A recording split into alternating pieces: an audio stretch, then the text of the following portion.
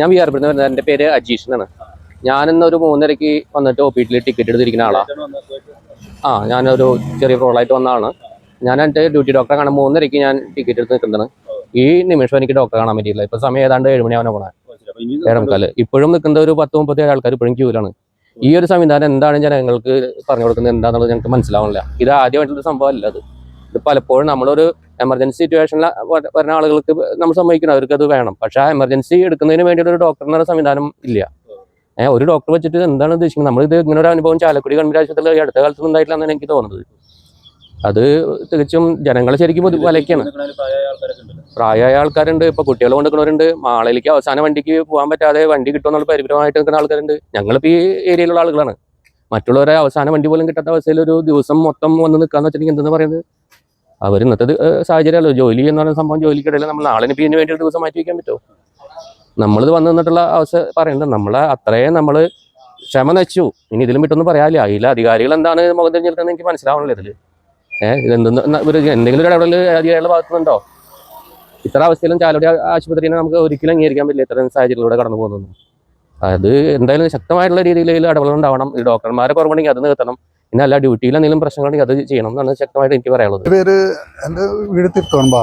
പക്ഷെ എനിക്ക് മകളെ കൊണ്ടുവന്നാണ്. മകളെ വന്നിട്ട് 3 മണിക്ക് വന്നിട്ട് ഒരു ഡോക്ടർ ഉള്ളതുകൊണ്ട് എമർജൻസി വരുമ്പോൾ ഡോക്ടർ അങ്ങനെ നമുക്ക് പോകണ്ടേ. അതുകൊണ്ട് ഡോക്ടറില്ല. ആ ബുദ്ധിമുട്ടിൽ തന്നെ നിൽക്കുക തന്നെ എന്ത് ചെയ്യുന്നത്. 3:30 പോന്നതാ. ഇത് ഇപ്പൊ കണ്ടുള്ളൂ. ഇപ്പൊ കണ്ടത് പുറത്തിറങ്ങി മരുന്ന് വാങ്ങിച്ചു. ഒരുപാട് പേര് നിൽക്കുന്നുണ്ട്. എന്ത് ചെയ്യാൻ പറ്റും? അവര് പറഞ്ഞു ഒരു ഡോക്ടറേ ഉള്ളൂ, അവരെന്ത് ചെയ്യാനാ, വേറെ ഒന്നും പറയാന്. എൻ്റെ പേര് പ്രമോദ്. പൂലാനിലാണ് പേര്. വൈഫിനെ കൊണ്ടുവന്നതാണ്. അപ്പോൾ 4 മണിക്ക് ഒക്കെ വന്ന ആൾക്കാരാണ് ഇപ്പോഴും ഡോക്ടറെ കാണാണ്ട് നിൽക്കുന്നത്. 4 മണിക്ക് ഇല്ല, കണ്ടിട്ടില്ല. വൈഫിനാണ് അവിടെ ക്യൂ നിൽക്കണ. നിൽക്കണ കാര്യം എന്താ വെച്ചാൽ ആകെ ഒരു ഡോക്ടറേ ഉള്ളൂ. അദ്ദേഹത്തിന് പറഞ്ഞിട്ട് കാര്യമില്ല. ആള് എമർജൻസി വരുമ്പോൾ എഴുന്നേറ്റ് പോകണ്ട്. അപ്പോൾ അത്ര ആൾക്കാർ അവിടെ ക്യൂ നിൽക്കല്ലേ.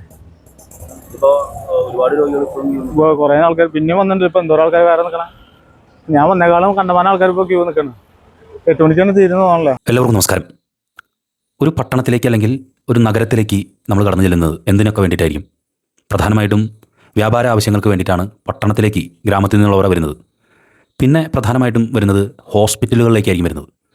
സാധാരണക്കാരായ ആളുകൾ ഈ ഹോസ്പിറ്റൽ ആവശ്യങ്ങൾക്ക് വേണ്ടി ചാലക്കുടി പോലുള്ള ഒരു പട്ടണത്തിലേക്ക് വരുന്നത് ഏത് ഹോസ്പിറ്റലിലേക്കായിരിക്കും? അത് നമ്മുടെ സർക്കാർ ആശുപത്രിയിലേക്കാണ്, ഗവൺമെൻറ് താലൂക്ക് ആശുപത്രി. നിങ്ങൾക്കറിയുമെന്നറിയില്ല, ഞാൻ ഈ ചാലക്കുടിയിലെ ജനപ്രതിനിധികളായിട്ടുള്ള 37 പേരെയും ഒരു 4 മണി കഴിഞ്ഞതിന് ശേഷം നിങ്ങൾ ഈ ചാലക്കുടി ഗവൺമെൻറ് താലൂക്ക് ആശുപത്രിയിലേക്ക് ഒന്ന് വരണം ദയവ് ചെയ്ത്. നിങ്ങളുടെ വാർഡുകളിൽ വളരെ വികസന പ്രവർത്തനങ്ങളുടെ തിരക്കിലായിരിക്കാം.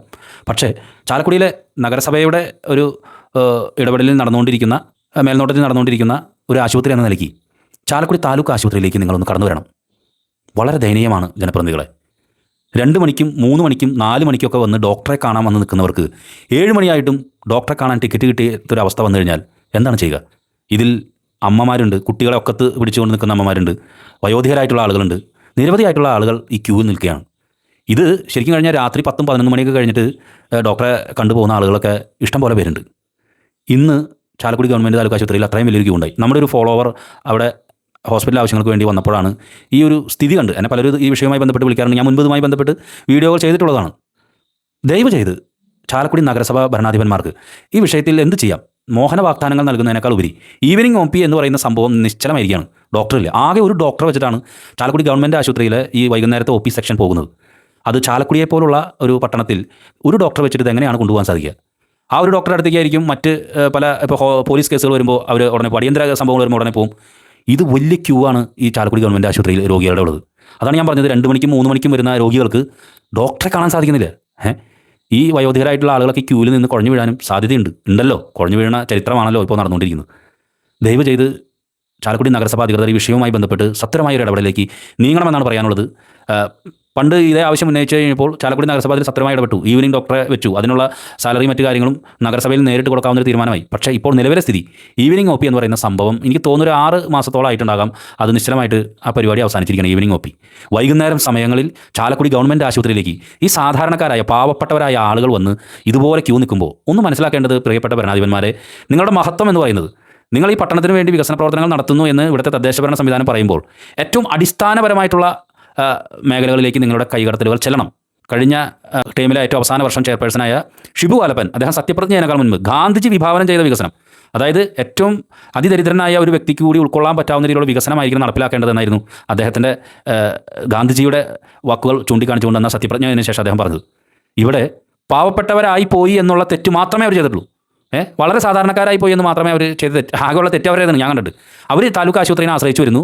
ഈ ഒടുക്കത്തെ ഈ ക്യൂ എന്ന് തീരും. ഈ രോഗികൾ ഇങ്ങനെ വന്ന് നിങ്ങളുടെ തദ്ദേശഭരണ സംവിധാനത്തിൻ്റെ കീഴിലുള്ള ഒരു ഹോസ്പിറ്റലിൽ ഇതുപോലെ നിന്ന് പോകുമ്പോൾ അവിടെ നിങ്ങളുടെ മഹത്വം കുറയുകയാണെന്നാണ് ഞാൻ മനസ്സിലാക്കുന്നത്. ഇപ്പോൾ MLA ഉണ്ട്, തദ്ദേശഭരണ സംവിധാനമുള്ള ചാലക്കുടി നഗരസഭയുണ്ട്. ഈ വിഷയത്തിൽ ഒന്നും ഇടപെടുന്നത് ഇത് UDF ആണ് ചാലക്കുടി നഗരസഭ ഇരിക്കുന്നത്, ഒപ്പം കേരളം ഭരിക്കുന്നതും. പെട്ടെന്ന് ഇടപെടൽ നടത്താൻ MLAക്കൊക്കെ സാധിക്കും.